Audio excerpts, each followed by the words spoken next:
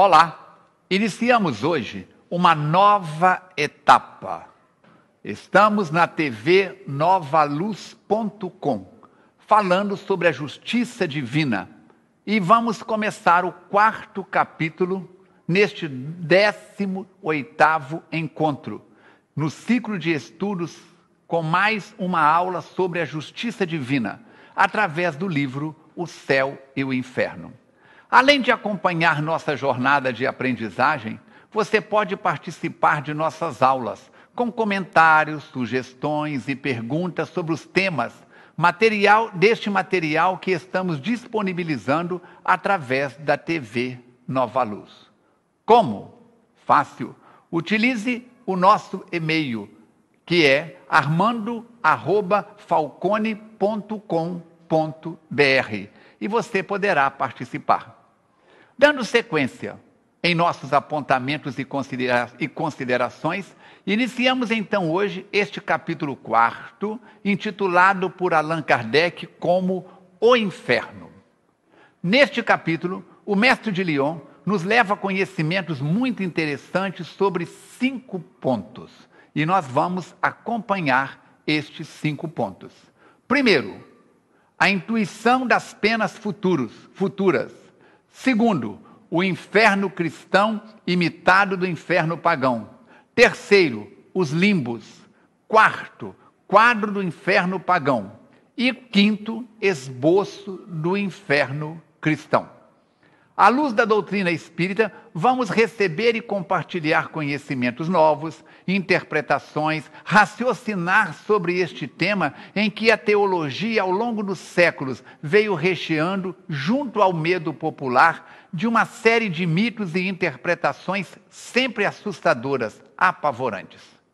Mais fácil para aqueles que dirigem comunidades instalar o medo do desconhecido, explorar as crendices e alimentar a ignorância. Assim procedendo, conseguem impor sua vontade, ameaçando com o fogo eterno do inferno a todos aqueles que fazem parte do rebanho de ovelhas sob o seu comando.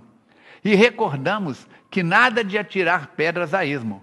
Com certeza, expressivo número daqueles que hoje estamos nas colunas do Espiritismo trabalhando, somos estes mesmos espíritos exploradores do passado, que pelos caminhos da reencarnação estamos hoje apresentando, e conforme gravou o apóstolo João no capítulo 8, versículo 32, conhecereis a verdade e a verdade vos libertará.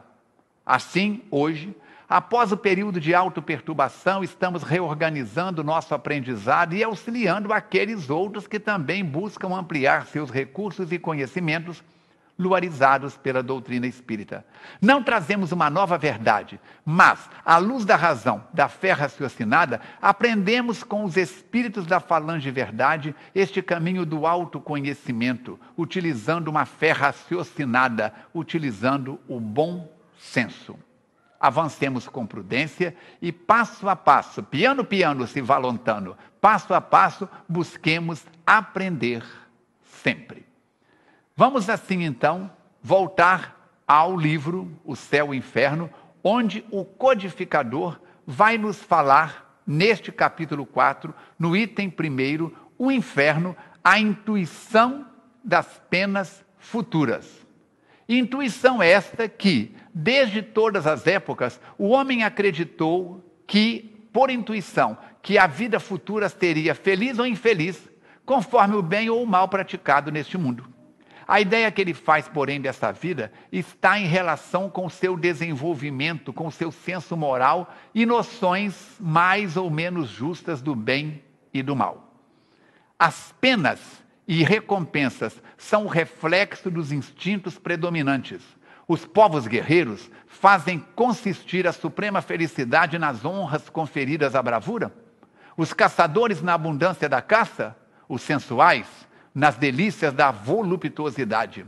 Dominado pela matéria, o homem não pode compreender senão imperfeitamente a espiritualidade, imaginando para as penas e gozos futuros um quadro mais material que espiritual. Afigura-se-lhe assim que deve comer e beber no outro mundo, porém, melhor do que come e bebe aqui na terra. Mais tarde, já se encontra nas crenças sobre a vida futura um misto de espiritualismo e materialismo, a beatitude contemplativa concorrendo com o inferno das torturas físicas. No item 2, explica-nos Kardec: não podendo compreender senão o que vê, o homem primitivo naturalmente moldou o seu futuro pelo presente. Para compreender outros tipos, além dos que tinha à vista, ser-lhe-ia preciso um desenvolvimento intelectual que só o tempo deveria completar.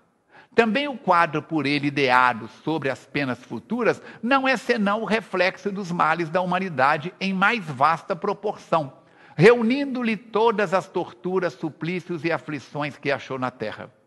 Nos climas abrasadores, imaginou um inferno de fogo e nas regiões de frio, boreais, um inferno de gelo. Não estando ainda desenvolvido o sentido que mais tarde o levaria a compreender o mundo espiritual, não podia conceber senão penas materiais. E assim, com pequenas diferenças de forma, os infernos de todas as religiões se assemelham. Estamos analisando, caro internauta, o nosso passado, nossas primeiras reencarnações e todo o desconhecimento primitivo da raça humana, formando os primeiros caracteres sobre realidades que ainda não nos são desconhecidas, pelos poucos recursos que amealhamos. Vamos assim avançar e vamos observar que, conforme está em O Livro dos Espíritos, pergunta Allan Kardec, na parte 3ª, que trata das leis morais, nas questões 619A, 621A. Pergunta Kardec, na questão 619. A todos os homens facultou Deus os meios de conhecerem a sua lei? Respondem os Espíritos. Todos podem conhecê-la, mas nem todos a compreendem. Os homens de bem e os que se decidem a investigá-la são os que melhor a compreendem. Todos, entretanto, a compreenderão um dia, porquanto forçoso é que o progresso se efetue. A justiça das diversas encarnações do homem é uma consequência deste princípio, pois que em cada nova existência sua inteligência se acha mais desenvolvida e ele compreende melhor o que é bem e o que é mal. Se numa só existência tudo lhe devesse ficar ultimado, qual seria a sorte de tantos milhões de seres que morrem todos os dias no embrutecimento da selvageria, da ignorância, sem que deles tenha dependido o se instruírem?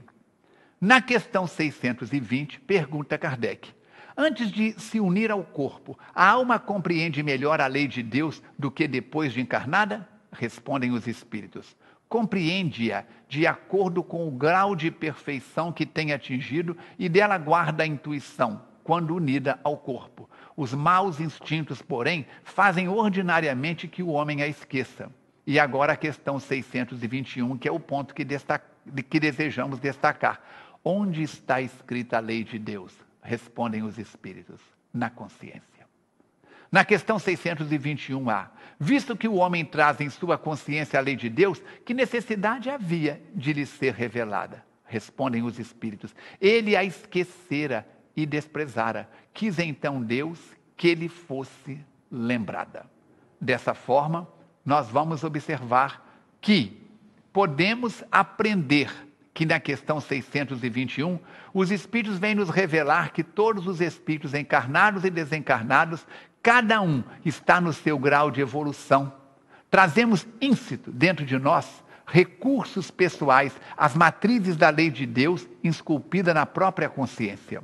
Ao longo do processo evolutivo, como uma flor de lótus de 1000 pétalas que se abre uma a uma, vamos avançando nossa consciência para novos conhecimentos, novos raciocínios e aprendendo cada vez mais. Como o aluno, que ao retornar de cada dia da escola para casa, traz novos conhecimentos, novas possibilidades de interpretar a vida e pelos recursos que lhes são ministrados, amplia seu potencial. Esta A finalidade da doutrina espírita: revelar-nos as realidades do mundo espiritual que nos cerca, não está depois do morro, num outro país. Não mais necessitamos de caminhos iniciáticos dos templos, dos mosteiros, desde o Velho Egito, não mais fazendo votos de pobreza, votos de castidade, de obediência aos outros, mas sim à própria consciência. Assumindo o compromisso de trabalharmos todos pela nossa renovação pessoal, gerando assim uma renovação doméstica e social. Começamos assim a formar caracteres no processo educativo em relação a um Deus amor, e não mais, como no passado, a um Deus carrasco, a um Deus educador, e não de castigos e penas eternas. Apresentamos uma pergunta que nos foi enviada através do e-mail armando@falcone.com.br, que você pode anotar e enviar também a sua participação. É da internauta Clara Vieira Machado, de Belo Horizonte, frequentadora das reuniões da União Espírita Mineira. Falcone, como é descrito o inferno pela teologia católica? É fácil. O inferno cristão teve por modelo o inferno pagão e apresenta com estes numerosas analogias. Ambos têm o fogo material por base de tormentos, como símbolo dos sofrimentos mais atrozes. Mas, coisa singular, os cristãos exageraram em muitos pontos o inferno dos pagãos. Colocaram uma coisa mais salgada, mais árida. Exemplo disso são as caldeiras ferventes, cujos tampos os anjos levantam para ver as contorções dos supliciados, enquanto Deus, sem piedade alguma, ouve-lhes os gemidos por toda a eternidade. Os cristãos têm como os pagãos o seu rei dos infernos, Satã, com a diferença, porém, de que Plutão se limitava a governar o sombrio império, que lhe coubera em partilha sem ser mau. Retinha em seus domínios os que haviam praticado o mal, porque essa era a sua missão, mas não induzia os homens ao pecado para desfrutar ou tripudiar dos seus sofrimentos. Já Satã, no inferno católico, porém, recruta vítimas por toda parte e regozija-se ao atormentá-las com uma legião de demônios armados de forcados a revolvê-las no fogo. Quanto à localização do inferno, alguns doutores o têm colocado nas entranhas mesmo do nosso globo. Outros, não sabemos em que planeta, sem que o problema se haja resolvido por qualquer concílios. Então, precisamos ter cuidado. Se Jesus responde que o reino dos céus está dentro de nós, quando estamos sem o reino do céu dentro de nós, estamos nos reinos da ausência do céu, que é o oposto ao inferno. Assim, aprendendo, lendo Allan Kardec, estudando o livro dos Espíritos, o livro dos Médiuns, o Evangelho, o Céu, o Inferno, a Gênese, mais tarde o que é o Espiritismo, obras póstumas, estudando Leon Denis, o problema do ser, do destino, da dor, estudando os clássicos do Espiritismo, vamos ter um fundamento prático para o nosso autoconhecimento, para o conhecimento da doutrina espírita, cada dia melhor. Quer saber mais? Assista aos vídeos, assista a todos estes canais que a TV Nova Luz disponibiliza. E você ainda pode, através da Web Rádio Espírita, sob nossa orientação e de um grupo de companheiros na FEAC, no site www.radioevoluir.com, você pode ampliar os seus conhecimentos 24 horas, todos os dias da semana. Tem dúvidas? Envie-nos suas perguntas e buscaremos respostas com base na doutrina espírita. Agradecendo sempre a bênção e a oportunidade de estarmos juntos, estudando a obra de Allan Kardec, ficamos por aqui e, como dever de casa, recomendamos a leitura atenciosa dos tópicos que abordamos nessa aula. Agradecendo sua companhia e audiência, ajude-nos a divulgar este programa em seus contatos e em suas redes sociais. Um grande abraço e até a próxima aula, se Deus quiser e Ele quer.